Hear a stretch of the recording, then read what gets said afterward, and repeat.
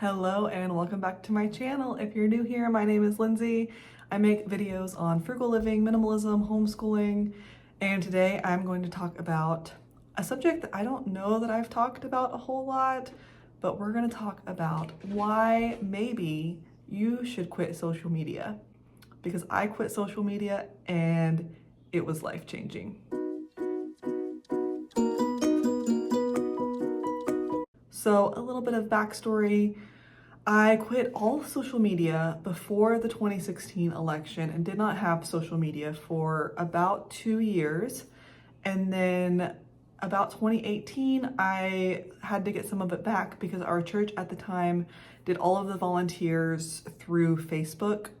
And I ended up getting Facebook back. And when I got Facebook back, I ended up getting Instagram. I think I used Snapchat in there for a little bit. I've never really used Twitter. I've never used TikTok. I used TikTok for like 12 hours one day just to see what it was like, and it was madness. And so I did not see the appeal and I deleted my account after 12 hours.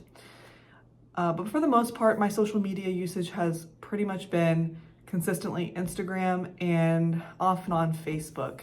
Facebook was never my favorite. I would say that Instagram was probably my favorite social media platform if I had to pick one. But then last year, I had deleted Facebook, I think at the beginning of 2024. I could have my dates a little off. I deleted Facebook at the beginning of 2024, and then come the fall of 2024, I was like, I really want to delete Instagram. And there were several reasons for that. It was time consuming, most of the reasons that I'm going to get into today. And I ended up deleting it, and that was back in September, maybe August, I don't remember, maybe October, somewhere in there, somewhere in the fall, I deleted my Instagram. And so since then, I've had no social media. I do have a YouTube account, but I don't know if you consider that social media or not, you can decide. But anyways, today I'm going to give you a few reasons why you should delete your social media accounts and why you might actually be happier doing so. So the first benefit of me deleting social media was I stopped over consuming.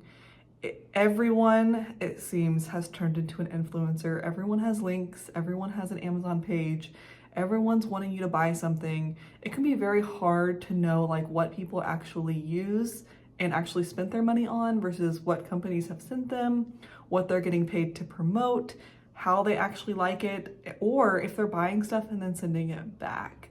There is a whole side to social media and influencer culture that is wasteful and deceiving and just not real life. It is not normal to have Amazon boxes showing up to your door every single day of the week.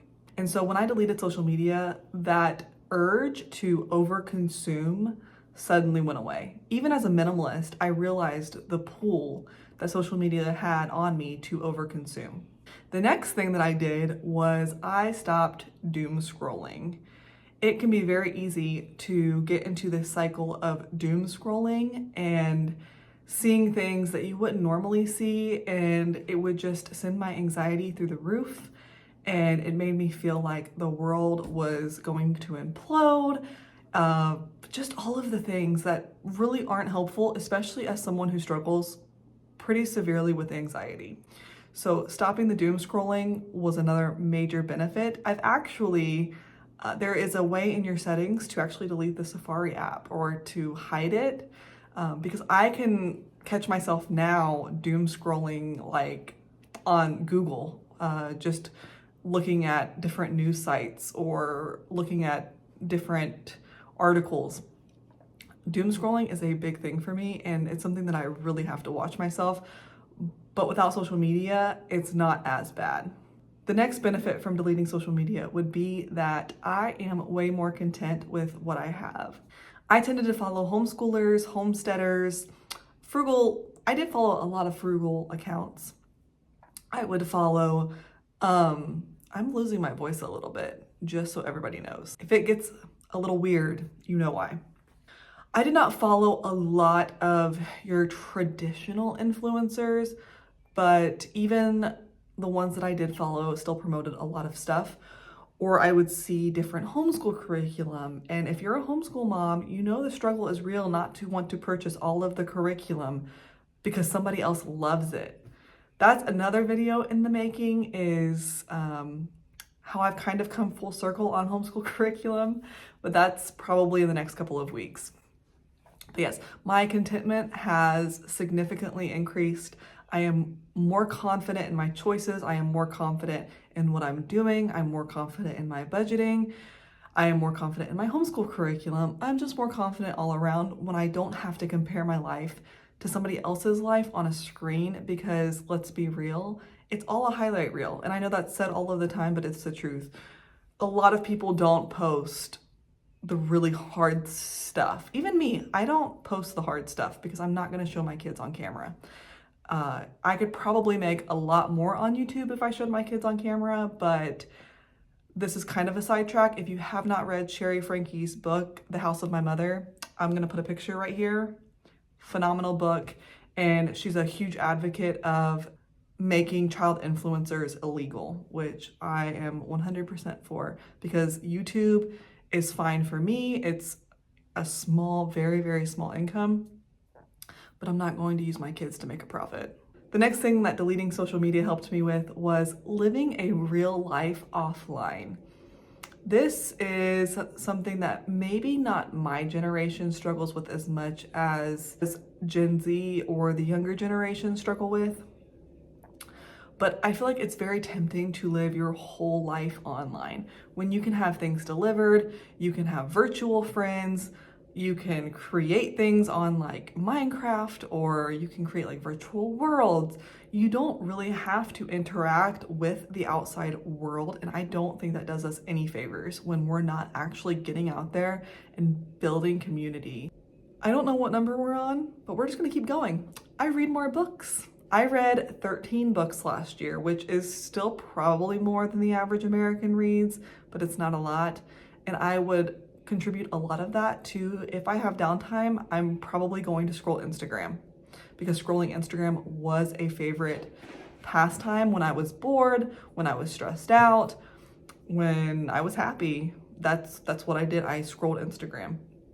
And so now that I don't have Instagram, I have a goal of reading 30 books for 2025. And I count audiobooks as actual books. Audiobooks are my preferred way of reading, but my goal this year is 30 audiobooks. So we'll see how close I get. But not having social media and not having that distraction can really help you, not only if you want to read more books, but it can just also help you achieve your goals in the long run. And then finally, the last benefit of me not having social media is I'm just happier. I like the FOMO. I like missing out. Or they don't call it FOMO, they call it the joy of missing out. So it's not fear of missing out, it's the joy of missing out. I like missing out. I like not knowing what everyone is doing. I like not knowing what's happening in every corner of the world. I like just living my own life, I feel like it's a slower paced life without social media.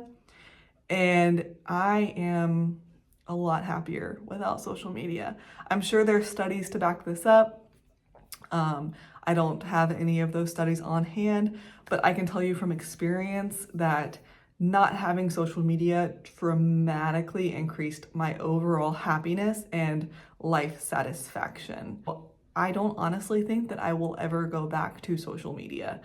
It's not the example that I want to set for my kids. My kids don't even really know what social media is yet, but I don't want them to feel like they're missing out on something. And if I'm not showing them that all of my time is consumed by scrolling Instagram when I'm bored, then they're probably not going to want to do that.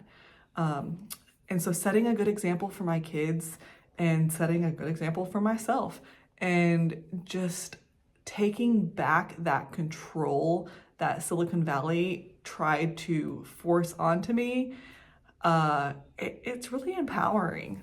And so these are my reasons why I quit social media for good. I don't think I'll ever go back. And yeah, leave a comment down below, like and subscribe, and I will see you in the next video.